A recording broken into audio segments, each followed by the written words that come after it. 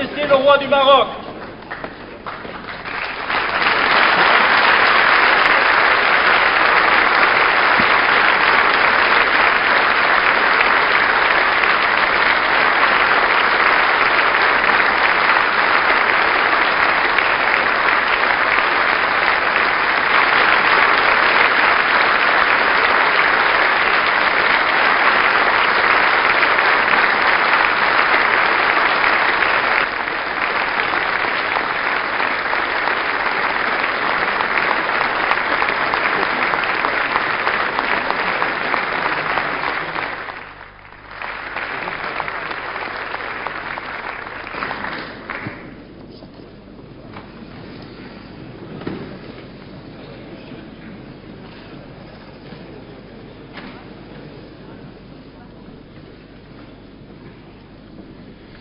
En recevant le roi du Maroc à l'occasion de sa visite d'État, notre Assemblée se réjouit d'accueillir le souverain d'un pays dont l'amitié pour la France ne s'est jamais démentie, malgré les inévitables vicissitudes d'un long destin commun, d'un pays aussi jeune et entreprenant qu'il est chargé d'histoire, d'un pays tout entier tendu vers la paix, le progrès et la modernité.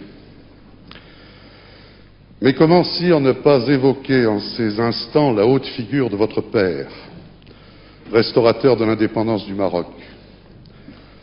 Comment ne pas penser avec émotion à ce grand roi qui aimait la France, qui n'avait jamais douté de son relèvement et qui n'imaginait pas que nos deux pays puissent se passer l'un de l'autre?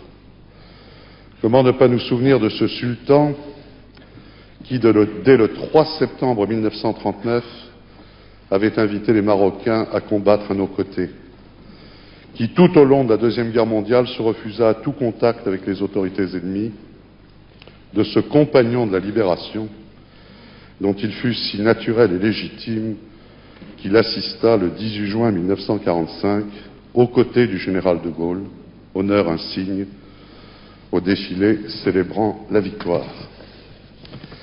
Et comment, dès lors, ne pas dire à nouveau, 51 ans après, dans cet hémicycle et devant vous, notre respect, notre reconnaissance pour ces magnifiques soldats marocains qui s'illustrèrent dans les Flandres, à Cassino, sur le Garigliano, en France, sans jamais ménager leur peine ni reculer devant les sacrifices, pour nous aider à reconquérir notre liberté.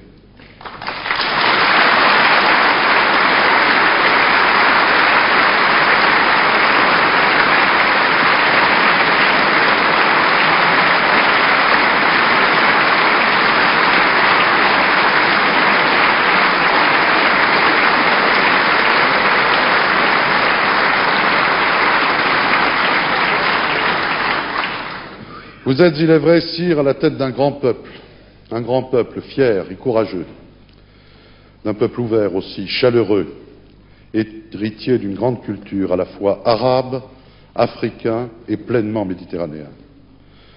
Dans une comparaison imagée qui vous fut souvent empruntée, vous avez dit un jour que le Maroc ressemblait à un arbre dont les racines nourricières plongent profondément dans la terre d'Afrique et qui respire grâce à son feuillage bruissant au vent de l'Europe. On ne saurait oublier en effet que la province romaine de Mauritanie-Tingitane a été créée à peu près au même moment que les provinces romaines des Gaules, ou encore que deux brillantes dynasties, celle des Almoravides puis celle des Almohades, régnèrent de part et d'autre du détroit de Gibraltar, liant étroitement l'Europe du Sud et l'Afrique du Nord, rayonnant depuis Cordoue à qui nous devons une bonne part de l'humanisme moderne et de ce qu'on appellerait bientôt les Lumières. Voilà qui faisait déjà du Maroc un véritable trait d'union, vocation à laquelle il n'a jamais renoncé et qu'il entend plus que jamais assumer. Voilà aussi qui aura contribué à inspirer au Maroc cette conception d'un islam serein et tolérant, ouvert au progrès technique et scientifique, comme en porte témoignage parmi tant d'autres réalisations la grande mosquée de Casablanca. Cette conception est aujourd'hui servie, sire, par l'influence considérable qui est la vôtre dans l'ensemble du monde islamique. Ce n'est pas par hasard que vous présidez l'organisation de la conférence islamique et le comité Al-Quds. Le sens de l'histoire et de la mémoire qui est votre marque, la volonté de modernité que vous savez allier au respect des traditions qui font l'âme d'un peuple, donnent à vos initiatives et à vos propos une autorité singulière. C'est dire que tout ce qui touche à votre démarche est important, important non seulement pour votre pays, mais aussi pour l'ensemble des riverains de la Méditerranée. Voilà d'ailleurs qui ne manque pas d'inspirer aux quelques 700 000 Marocains qui vivent en France une attitude souvent citée en exemple et fort bénéfique. Ces Marocains de France nous apportent le témoignage des progrès que ne cesse d'accomplir le Maroc dans le domaine économique, au prix d'efforts méritoires. Le développement est en effet l'une de vos priorités, en même temps que la construction d'un État de droit. Vous avez inspiré un courageux plan d'adaptation riche de promesses sur le plan économique, y compris pour nos relations bilatérales. Vous avez encouragé par ailleurs une politique allant dans le sens de la promotion des libertés publiques. Liberté de la presse, liberté d'association et de réunion, multipartisme peuvent ainsi être vérifiés par tous vos visiteurs. La Constitution adoptée par référendum en septembre 1992 renforce les pouvoirs de votre Parlement avec lequel nous nous félicitons d'être unis par les liens les plus étroits, tandis qu'un Conseil constitutionnel règle désormais les rapports entre pouvoirs publics. La création d'une deuxième chambre, à la faveur de la nouvelle consultation que vous avez annoncée lors de la récente fête du trône, devrait mettre un terme définitif aux discussions relatives au mode de recrutement de la Chambre des députés.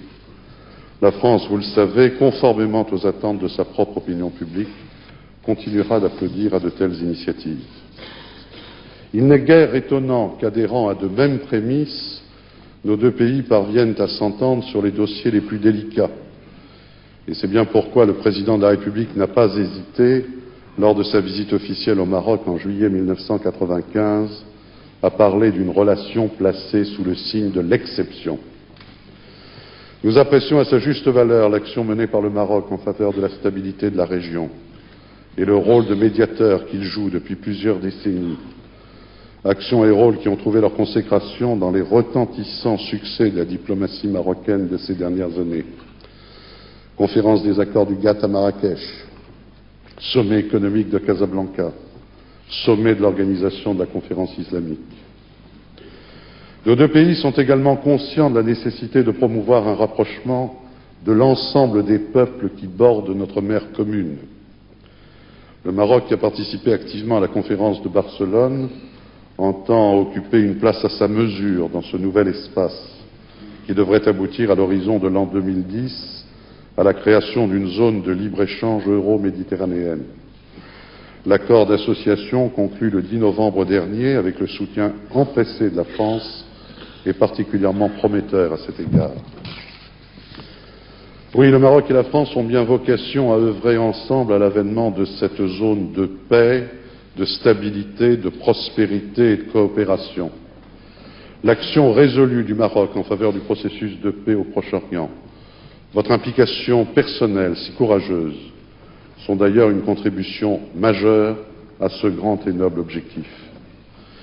La relance de la construction du Maghreb au sein de l'Union du Maghreb arabe sera, à n'en pas douter, une autre de ces contributions, car le succès du partenariat euro-maghrébin passe aussi par un essor des relations politiques et commerciales entre les trois principaux États du Maghreb, que tout doit inciter à la bonne entente. Sire, à l'orée du XXIe siècle, en mesurant, vous et nous, le rôle que jouent nos nations, la France dans l'Europe comme le Maroc au Maghreb, en Afrique et dans l'ensemble du monde arabe, nous désignons ici nos responsabilités particulières. Elles sont immenses si nous voulons qu'une véritable communauté se renforce et s'affirme de part et d'autre de la Méditerranée. Nous devons donc plus que jamais resserrer nos liens. Dans l'histoire de nos relations, de nos convergences et de nos actions communes, votre visite en France est ainsi promise à un grand retentissement. Nous nous réjouissons que vous ayez choisi que votre passage à l'Assemblée nationale en soit un temps fort, car ce que vous avez à dire sera entendu au-delà de cet hémicycle et des frontières même de nos deux pays. Aurais-je assez dit, sire, combien vous êtes ici le bienvenu. Vous avez la parole.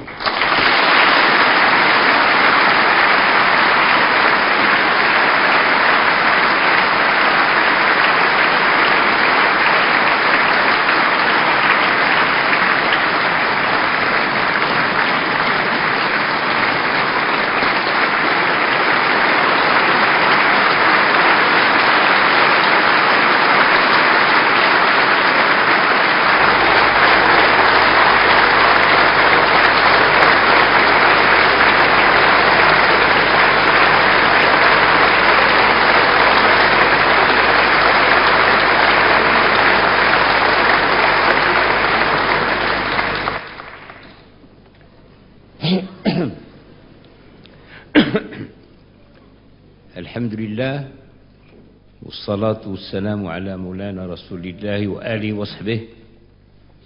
Monsieur le Président, Mesdames et Messieurs les députés, l'invitation que j'ai reçue du Président de l'Assemblée nationale appelle de ma part un remerciement chaleureux. Je l'ai comprise comme un signe de profonde amitié entre nos deux peuples. Je voudrais saisir cette occasion pour souligner les multiples qualités du président, M. Philippe Séguin, homme politique de talent et de conviction. Personnalité éprise de justice et d'équité. Le président Séguin est également un humaniste avéré à la sensibilité méditerranéenne, affirmée et active.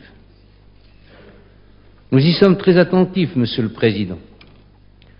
Vous savez nous parler et nous toucher. Vous savez aussi nous écouter et nous comprendre. Cette proximité est un don que vous avez su mettre avec générosité et chaleur au service de nos deux pays. De part et d'autre de la Méditerranée, la France et le Maroc aspirent avec passion et œuvrent avec acharnement à ce que notre monde, si amèrement désolé par le fracas des armes et par la crise économique, trouve la paix, la justice et le progrès.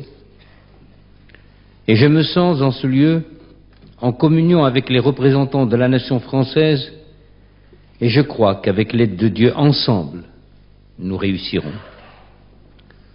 Mon propos pourrait s'arrêter là, tant la communauté d'esprit qu'il implique et la confiance réciproque qui le justifie sont évidentes.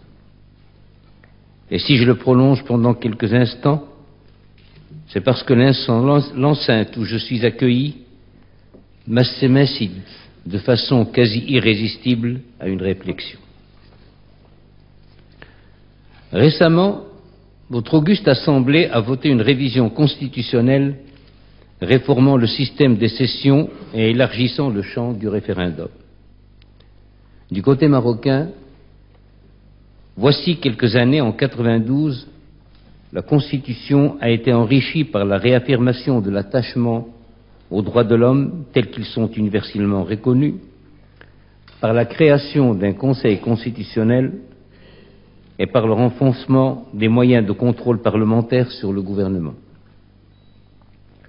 En ce moment même, se prépare une nouvelle révision tendant à créer une seconde chambre et à donner ainsi une nouvelle dimension à l'institution parlementaire.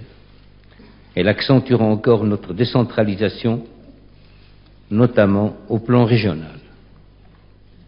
Ainsi, de part et d'autre, les constitutions et leur fonctionnement évoluent, non certes par plaisir du changement, mais parce que le temps passe, que la société change et que vivre, c'est s'adapter. Ne nous y trompons pas cependant. Il ne s'agit pas de nous copier les uns les autres. En matière de constitution, il n'existe pas de procédé industriel permettant de livrer des usines institutionnelles clés en main. La simple imitation serait stérile. Si l'on veut s'abandonner à la métaphore, mieux vaut voir chaque constitution comme un vêtement. Un vêtement se dessine et se coud en fonction des formes et des mesures de celui qui devra les porter. Bien plus, celui que l'on habille ne gardera pas immuablement la même silhouette. Les âges de la vie, l'état de santé, la condition physique appellent des corrections qui vont de la simple retouche à un changement d'habit. Peut-être un ironiste suggérerait-il qu'un vêtement est aussi une affaire de mode et qu'il ne faudrait pas faire subir aux institutions des mutations de pure fantaisie. N'y a-t-il pas quelque chose de cela dans l'appel si souvent entendu à la modernité? Il me semble que l'usage du terme modernité dans sa vie politique est matière malentendue. Certains de ceux qui l'emploient paraissent croire que la modernité politique exige, en dépit de la géographie et de l'histoire, l'uniformité des institutions dans tous les États du monde. Ils se trompent. Ils se trompent, je l'ai déjà dit. D'autres, se croyant pluralistes, pensent au contraire que la modernité est hors d'atteinte pour les pays dans lesquels le respect de la tradition s'opposerait à tout changement réel. Ils ne se trompent pas moins.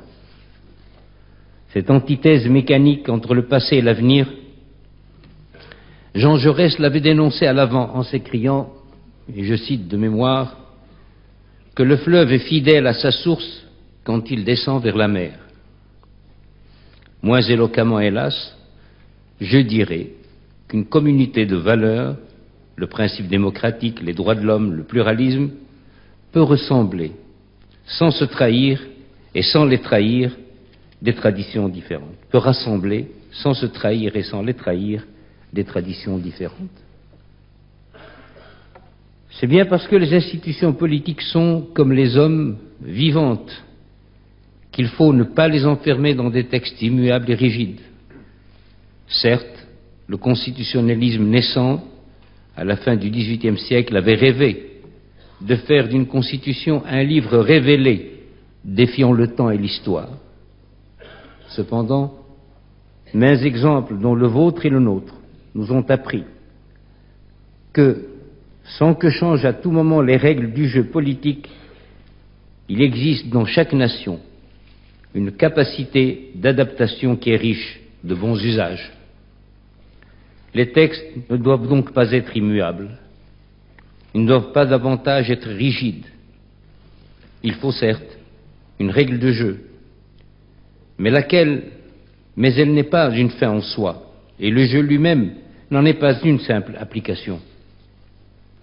Ce jeu est fait de rapports humains entre les gouvernés et les gouvernants, entre les individus et les groupes sociaux, entre le pouvoir central et les collectivités décentralisées. Ce n'est pas un jeu de robots. Aussi faut-il laisser à ceux qui le pratiquent une certaine liberté, un vrai pouvoir d'invention et, non certes contre les textes, mais à côté d'eux, faire place à ce que l'on appelle ailleurs les conventions de la Constitution. Une démocratie est par définition pluraliste. Elle suppose la pluralité des opinions et des partis, des organes de l'État, des niveaux d'administration, des entreprises publiques ou privées, des organisations sociales ou syndicales. Tour à tour, les divers acteurs politiques ont à faire entendre leurs voix qui sont distinctes et au besoin alternatives, pourvu que sur l'essentiel, c'est-à-dire l'indépendance et l'intégrité nationale, elles se retrouvent à l'unisson. Et quand il s'agit des plus grandes questions, ou lorsqu'il faut faire surgir une décision sur laquelle le gouvernement ou les représentants élus hésitent, le peuple lui-même, s'exprimant dans un référendum, vient couronner la panoplie des moyens d'adaptation. Telles sont les ressources du droit qui sont à la fois la racine et le fruit de la civilisation politique. Elle ne nous livre pas des modèles mais des expériences. Le profit en est partagé entre ceux qui les conduisent et ceux qui les observent. Monsieur le Président, Mesdames et Messieurs les députés, en vous soumettant cette réflexion sur l'évolution des institutions, j'ai voulu rendre hommage à votre Assemblée, organe et instrument majeur d'une constitution vivante, et répondre, pour le Royaume du Maroc, au message de l'authentique et cordiale amitié qu'à travers ma personne, mon pays a reçu. Je vous remercie.